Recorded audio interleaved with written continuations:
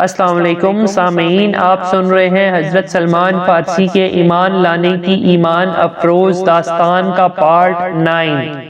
لیکن اس اصلی دین اور مذہب کا پتہ لگانے کے بعد دنیا کے موجودہ مذہبوں پر نظر ڈالیے تو صاف نظر آ جائے گا کہ یہ خدا پرستی اور توحید سب میں معشوش ہو گئی ہے۔ یہود عزیر کو خدا کا بیٹا بتاتے ہیں تو تم مسیح کو خدا کا فرزند بتاتے اور تین خداؤں کے قائل ہو۔ بت پرست یا تو اپنے تمام بزرگوں اور مقتداؤں کی مورتیں بنا کے پوجتے یا اپنے خیال میں ان کی مثالیں قائم کر کے ان کو پوجا کرتے ہیں اور ان میں طرح طرح کے کرشمے مانتے ہیں۔ یہ کتنی بڑی حیرت کی بات ہے کہ خدا کو مانتے سب ہیں اور سب اسے واحد اور بے ہمتہا بھی مانتے ہیں، مگر عبادت دوسروں کی ہو رہی ہے، اور جو پوجا اور تعظیم خداوند تعالیٰ کے لیے خاص ہے وہ ہر حجر و شجر اور ہر ذلیل شے کے ساتھ عمل میں آ رہی ہے، نہیں عمل میں آتی تو رب العزت کے ساتھ۔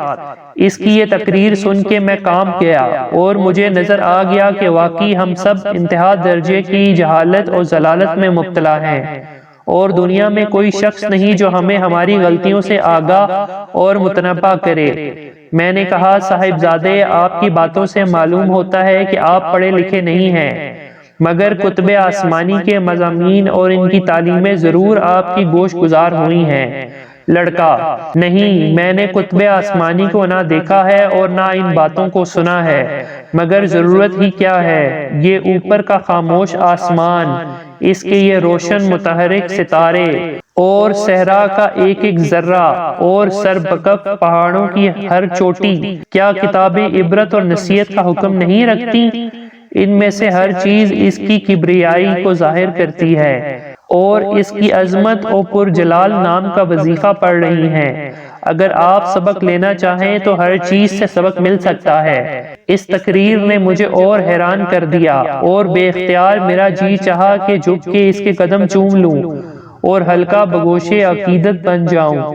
میں نے ادب سے کہا، آپ کے ایسے صاحب بصیرت انسان کا صحرائے عرب کے کسی گمنام مقام پر پڑھا رہنا دنیا پر ظلم ہے۔ آپ اس خانقاہ میں تشریف رکھیے، اس سے اپنا مسکن اور مجھے اپنا خادم تصور فرمائیے۔ مجھے یقین ہے کہ آپ کی تعلیم سے ہم لوگ ہدایت پائیں گے۔ اس کا جواب اس نے یہ دیا، ہدایت کی ضرورت میرے وطن کے گمراہوں کو یہاں کے لوگوں سے زیادہ ہے۔ مجھے ابھی نہیں معلوم کہ میں کس لیے ہوں اور نہ اس کی مجھے ہدایت کی گئی ہے کہ کیا کروں۔ میرے دل میں ایک ذوق و شوق اور ایک تشنگی سی ہے، لیکن پانی نہیں ملتا اور نہیں جانتا کہ یہ تشنگی کیوں کر اور کس چیز سے رفع ہوگی۔ میں نے اپنے آپ کو خدائے واحد کی مرضی پر چھوڑ دیا ہے اور جو کام وہ مجھ سے لے گا اس کے لیے تیار ہو جاؤں گا۔ آپ چاہتے ہیں کہ آپ کی طرح میں بھی پاؤں توڑ کے یہاں بیٹھ جاؤں، مگر یہ زندگی بھی میرے لیے تسکین بخش نہیں ہے۔ آپ ترک لذات اور ترک دنیا کو خدا پرستی خیال کرتے ہیں، مگر میرے نزدیک یہ منشائے تخلیق اور حکمت ربانی کے خلاف ہے۔ خدا نے دنیا میں جو لذتیں اور نعمتیں عطا کی ہیں ان کو چھوڑنا ناشکری اور کفران نعمت ہے۔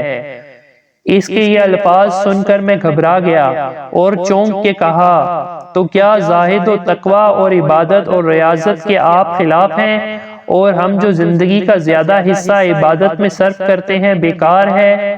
لڑکا: مگر عبادت کیا ہے؟ اپنے آپ کو خدا کی مرضی اور فطرت الہی پر چھوڑ دینا، شب و روز کونے میں بیٹھ کر ذکر کرنا ہی عبادت نہیں۔ حقیقی اور اصلی عبادت یہ ہے کہ ہر دنیاوی کام میں اس کی مرضی کے مطابق انجام دیا جائے اور ہم سے کوئی ایسی حرکت نہ صادر ہو جو اس کے منشائے تخلیق کے خلاف ہو۔ زاہد اور اقتا صرف ان لغزشوں سے بچنے کا نام ہے جو مشاغل دنیاوی میں مبتلا ہونے کے وقت قدم قدم پر پیش آتی ہیں۔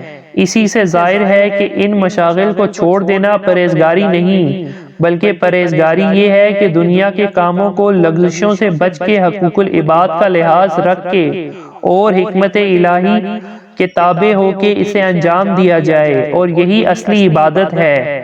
اس کے بعد مجھے اس عجیب اور غریب لڑکے سے گفتگو کرنے کی جرت نہیں ہوئی۔ میں یہ دیکھتا تھا کہ اس کی باتیں میرے اصول رہبانیت اور عبادت گزاری کی زندگی کو دھرم برہم کیے دیتی ہیں اور میرے نفس کو یہ گوارا نہ ہوا کہ اس کمسن لڑکے کے کہنے سے اپنی زندگی بھر کے سرمایہ زاہد اور تقوی سے دستبردار ہو جاؤں۔ پھر میں نے کوئی بات اس سے نہیں پوچھی اور اس کے چہرے خد و خال، واز و قطع اور عادات اور اطوار کو غور سے دیکھنے لگا اور دل میں یہ خیال کیا کہ اس کی کوئی خاص شان ضرور ہونے والی ہے، اور کیا عجب کہ یہی وہ ناموس ہو جس کی انبیاء سل پیشن گوئی کرنے آئے ہیں۔ اب میں نے اس کے ولی اور ہمراہی بزرگ سے پھر پوچھا کہ آپ کون ہیں؟ انہوں نے کہا یہ میرا فرزند ہے۔ اس کو میرے دل نے نہ مانا اور ان سے کہا آپ ان صاحبزادے کو اپنا فرزند بتاتے ہیں، مگر مجھے اس میں شک ہے، اس لیے کہ انہیں تو یتیم ہونا چاہیے۔ یہ سن کر وہ معزز عرب مسکرایا اور کہا آپ کا خیال صحیح ہے، یہ میرے مرحوم بھائی کا فرزند ہے، مگر میں نے اسے خاص اپنی اولاد کی طرح پالا ہے۔ یہ جواب سن کے مجھے قطعی یقین ہو گیا کہ اس خوبرو لڑکے کی کوئی خاص شان ہونے والی ہے، اور اس کے چچا سے کہا آپ انہیں حفاظت سے رکھیں اور ان کی پوری نگہبانی کریں، اس لیے کہ ان میں جو باتیں مجھے نظر آتی ہیں اگر یہود کو نظر آئیں گی تو ان کے دشمن اور خون کے پیاسے ہو جائیں گے۔ اس کے بعد میں نے 3 دن تک ان لوگوں کو اپنا مہمان رکھا، جہاں تک بنا ان کی خاطر کی۔ چوتھے روز وہ لوگ مجھ سے رخصت ہو کے چلے گئے اور میں نے اس نوعمر خوبرو لڑکے کو بڑی حسرت کے ساتھ رخصت کیا۔ اس واقعے کو 40 برس کے قریب زمانہ گزر گیا اور آج تک پھر کبھی اس عربی نژاد لڑکے کا کچھ حال نہیں معلوم ہوا۔ مابے کیا پھر کوئی عربی قافلہ ادھر سے نہیں گزرا؟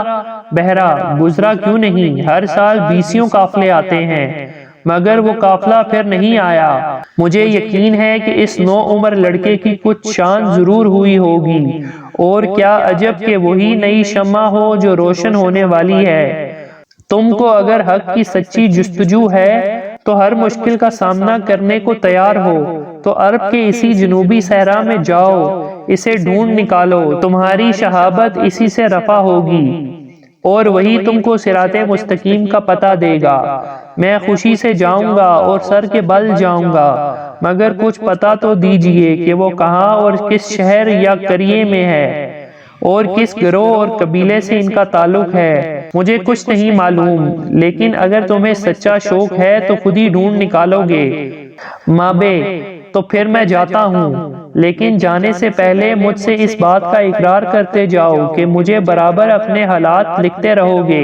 عرب تاجروں کے قافلے برابر ارض شام میں آیا کرتے ہیں اور سب اسی طرف سے ہو کے گزرتے ہیں۔ تم مجھے جب کوئی تحریر بھیجنا چاہو گے بھیج سکو گے، اس لیے تم پابندی کے ساتھ اپنے سفر اور اپنی جستجو کے حالات مجھے لکھتے رہنا، اور جب منزل مقصود پر پہنچنا تو مجھے اس لڑکے کے حالات سے اطلاع دینا کہ اب اس کی کیا شان ہے اور وہ کیا کرتا ہے۔ میں تمہاری تحریروں کو پڑھ کے اس کی حالت کا اندازہ کرتا رہوں گا، اور جب یقین آ جائے گا کہ پیغمبران سلف کی خوشخبریاں اور خدا کے قدیم وعدے اس کی شکل میں نمودار ہوئے ہیں تو میں اس معذوری میں بھی گرتا پڑتا وہاں حاضر ہوں گا، اور ہم تم دونوں ایک ساتھ اس کے قدم چومیں گے۔ مابے نے اس کا وعدہ کیا اور اس کے دل میں جستجوئے حق کا ایسا جوش پیدا ہو گیا تھا کہ اسی وقت رخصت ہو کے اٹھا، بہرا کے قدم چومے، نیچے اترا، اپنا اخترا بخترا سنبھالا، اور بغیر اس کے کہ منزل مقصود کا کچھ بھی سراغ معلوم ہو جنوب کی راہ لی اور صحرائے عرب میں غائب ہو گیا۔ سامعین، یہ تھا حضرت سلمان فارسی کے ایمان لانے کی ایمان افروز داستان کا پارٹ 9۔ امید ہے کہ آپ کو یہ سیریز بہت پسند آ رہی ہے، تو اس سیریز کے پارٹ 10 کو سننے کے لیے میری ویڈیو کو لائک، چینل کو سبسکرائب اور ویڈیو کو شیئر کر دیں۔ ملتے ہیں اگلے پارٹ میں، تب تک کے لیے اللہ حافظ۔